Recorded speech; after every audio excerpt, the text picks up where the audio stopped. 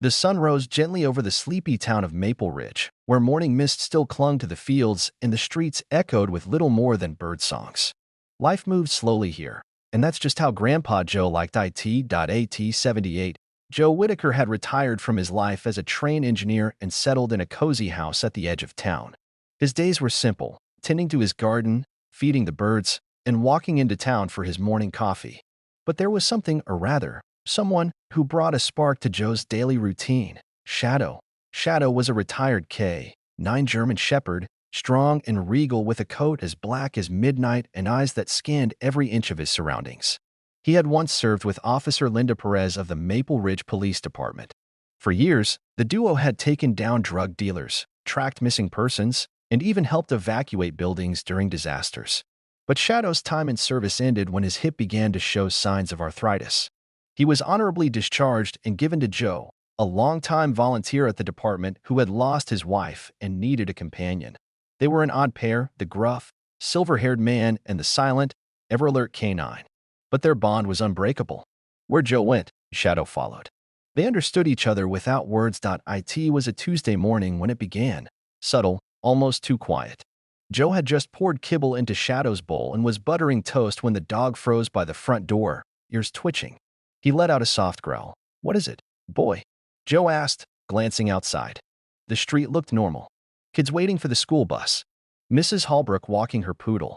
Nothing strange, but Shadow didn't move. He stared at the nearby forest trail, the one that led to the old sawmill, long abandoned. His instincts were firing.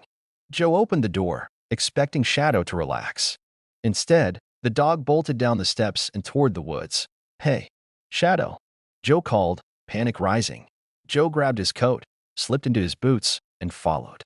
His joints ached and his breath came hard, but he pushed on. Shadow wouldn't act like this for no reason. The forest was quiet, too quiet. Even the birds had gone silent. Joe followed the sound of twigs snapping ahead. Shadow was moving fast, but not randomly. He was tracking something. Then Joe saw them, footprints. Small, erratic, and fresh. They led off the trail toward the creek bed. Joe's heart skipped. "Someone's out here," he muttered. When he caught up to Shadow, the dog was pacing by the water, nose close to the ground. His tail stiff, his ears up. Then he barked, once, sharp and alert. Joe moved closer and saw it, a child's red jacket snagged on a bush. And nearby, a small stuffed rabbit half submerged in the mud. "Oh no." Joe's voice cracked. Shadow looked at him, then at the thickets beyond the creek, barking again, this time louder. Joe pulled out his phone, hand shaking, and called 911. "This is Joe Whitaker. I think a child is missing in the forest near the sawmill. My dog found signs. Send help." Within minutes, police and search crews arrived, and Shadow took the lead. Officer Perez was among them, shocked to see her old partner already tracking like the pro he'd always been. "Joe," she said, panting as she caught up, "what the hell's going on?" "I don't know, but he found something. A kid's jacket and a toy." Shadow barked, cutting off their exchange. He darted ahead, crossing the creek and slipping through narrow brush trails that most humans would miss. "He's in full search mode," Linda muttered. "He thinks someone's still out there." An hour passed, then another. The terrain grew rougher. Joe wanted to rest, but he kept up. Shadow was relentless, sniffing, pausing, barking, guiding the team like he had never left the force. Then, finally, a sound broke the tension, a soft, frightened whimper. Shadow stopped, ears rotating. Then he barked again and lunged toward a dense thicket. Linda and Joe rushed him behind him. Lying beneath a pile of broken branches was a little boy, no older than 5. Dirt smeared across his face, eyes wide with terror. But he was alive. Shadow stood over him protectively, licking his face gently. "He must have wandered away from the campground," Linda whispered, kneeling beside the child. "He's freezing." The boy wrapped his arms around Shadow's neck, sobbing into the dog's fur. The rescue team wrapped the child in a thermal blanket and called for an ambulance. But just as relief began to settle over the group, Joe staggered forward, clutching his chest. "Joe?"